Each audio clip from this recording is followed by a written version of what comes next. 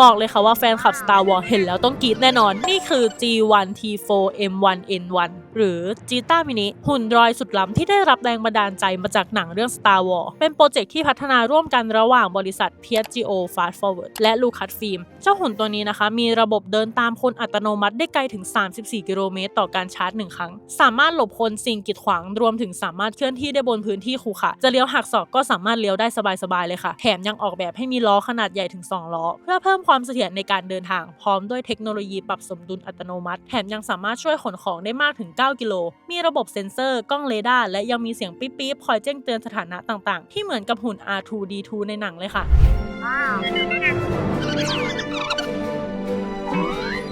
แถมยังมีลำโพงบลูทูธติดตัวและสามารถสตรีมเพลงได้อีกด้วยโดยค่าตัวของน้องนะคะตอนนี้จะอยู่ที่ 94,000 บาทค่ะบอกเลยว่าสาวก Star Wars ที่อยากมีหุ่นเดินตามช่วยงานข้างๆต้องห้ามพลาดค่ะ